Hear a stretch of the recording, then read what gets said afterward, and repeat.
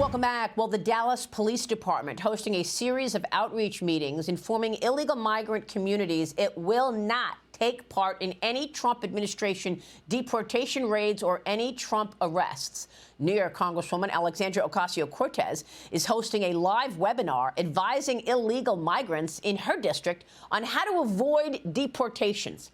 Here's Border Czar Tom Homan on the Ingram angle last night. I sent an email today to the Deputy Attorney General. At what level is that impediment? Is that impeding our law enforcement efforts? If so, what are we going to do about it? Is she crossing the line? So I'm working with the Department of Justice and finding out where is that line that they cross. So maybe AOC is going to be in trouble now. Sanctuary cities, they want to step aside. We're coming. We're going to do it for you. If you don't want to make your community safer, President Trump's going to.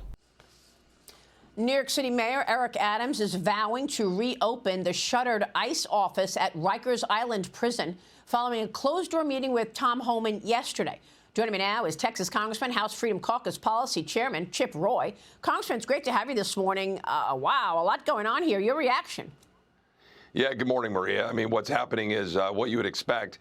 Tom Homan is doing a fantastic job as the border czar. It was one of President Trump's best picks of many very good ones. Great to see Bobby get confirmed yesterday in Tulsi. But Tom's running into the problem that you would expect, which is recalcitrant local jurisdictions like you're seeing in Dallas. And they need some support from Congress, by the way, to provide more resources, more beds, more funding for ICE, for him to be able to continue to do his job so that President Trump can honor his commitment to remove and repatriate so many of these migrants who have been dumped into our country by the Biden administration. I mean, what are the repercussions for someone who's actually aiding and abetting illegality, right? I mean, you got AOC explaining to illegals how they can get around all of this right now. Are there going to be any repercussions for anyone who is actually aiding and abetting the illegality that's underway? Well, I haven't been able to see exactly what AOC said about that. I saw Tom's reaction. I saw the interview about what he said last night on Laura's show. But here's the thing. Unlike during the Biden administration, where you had an administration that didn't give a crap about the rule of law, that was targeting the average American citizen, now you have a Department of Justice led by Pam Bondi, and hopefully soon with Kash Patel sitting at the head of the FBI, who can pursue the truth and pursue justice and apply the law, the rule of law. So now the Department of Justice can go ask all the questions that need to be asked. Before, they weren't focused on trying to protect Americans. They weren't focused on putting America first.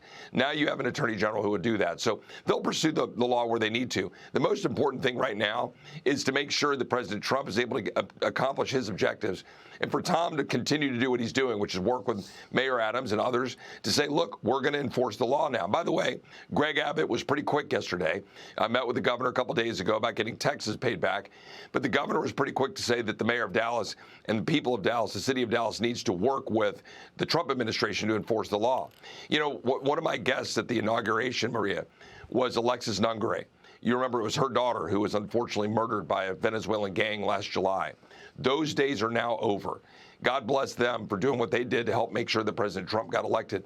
But now we've got to make sure we get all the barriers out of the way so Tom can do his job. That's why I'm glad we passed a budget out of the Budget Committee last night that provides funding for ICE. I'm glad the Senate did that, but we got to move quickly. Congress needs to back up the president. Yeah, and backing up the president means approving what? $150 billion for deportation and border wall? Making sure they've got the funds, yes, for the wall, but importantly for the ICE agents who need to do their job and the beds, because right now they've hit the 41,500 bed capacity. Okay. They need more. Tom is saying that every day. We need more so we can get folks funneling out. They need to move them. So Congress needs to move quickly to get that stuff done. Again, we got it out of committee last night with some real tough negotiations, and hopefully we can move it across the House floor. Yeah, thank you for your negotiating. But look, you've got the Democrats crying foul, and they are saying they're going to take to the streets to fight you all. 14 states have filed a federal lawsuit against President Trump and Elon Musk, challenging Musk's role as chairman of the Department of Government Efficiency, claiming this: Musk's seemingly limitless and unchecked power to strip the government of its workforce and eliminate entire departments with the stroke of a pen or a click of a mouse would have been shocking to those who won this country's independence. The DOJ agency has about 100 staffers, according to President Trump, with Musk vowing to find $1 trillion in cuts. Congressman, your thoughts? Well, all of the powers our founders gave were invested for the executive in the president, okay? So the president has the ability to go forward and say, you know what? We're going to spend this money the way that we're supposed to under the law, efficiently and effectively.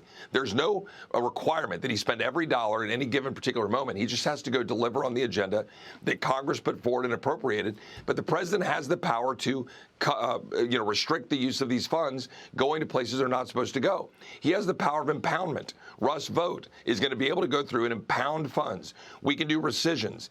They've got a lot more power than the Democrats want to acknowledge, and they want to cry foul. Where were they when Joe Biden was unilaterally sticking it to the average hardworking American with the student loans? Where were they when Joe Biden refused to enforce the law and put out an executive order told the ICE agents they couldn't do their job? Where were they when they were allowing Americans to die on the streets? What President Trump is doing, he's doing the right thing. He's saying, hold on, we need to take this money back, freeze the spending, review it. And Elon is working on behalf of the president. They protest too much. And they were doing it last night in the Budget Committee. They want to make Elon the victim, or the villain. But Elon is the guy that's out there exposing all of the fraud that we've all been watching unfold in the government that is wasting taxpayer money and putting people in jeopardy. Yeah, for sure. I mean, about 75,000 federal employees have now accepted President Trump's buyout deal. It allows workers to leave this month, but stay on the federal payroll through the end of September. The president also firing the top watchdog for USAID, Paul Martin, after this controversial agency spent billions of dollars educating an al-Qaeda terrorist with ties to the 9/11 hijackers. That's just the start. Martin's office also published a report criticizing Trump's call to freeze USAID funds one day before his dismissal, Congressman. Look, you've been among the few voices out there saying stop the spending. You've got Elon Musk finding all this waste. How is it possible that all this went through? Well, first of all, let's look at what happened when we had the federal judge, I think it was Judge O'Toole, tried to stop what was going on there. And guess what? That got flipped down. Now they can continue to move forward with these deals, remove the bureaucrats, let them accept the buyout offers. So that's moving forward. I think a lot of these judicial activists are going to be, smacked down when they move up higher in the courts. The president's doing what he's supposed to do under the law, and he's doing it the right way. The reason this has been happening is because Congress has been asleep at the switch. Some of us, like I put out a report 2 years ago where I outlined dozens of bad programs, including USAID. Eli Crane offered an amendment to slash it in half, and a majority of Republicans voted against the amendment. It's a new day in town. The president and Elon are exposing it. Now we can demonstrate that those of us who have been fighting this, we're on the right side. All Republicans need to get on board and to work together in Congress and in the administration to support slashing this waste. $32,000 for a transgender comic book in Peru.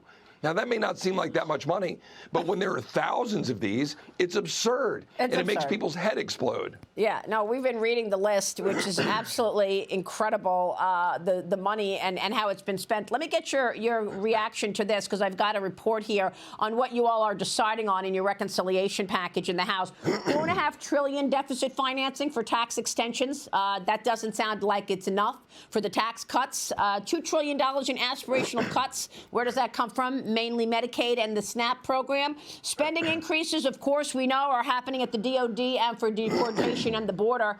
Where are you on this, sir? Well, we moved the budget through the Budget Committee last night.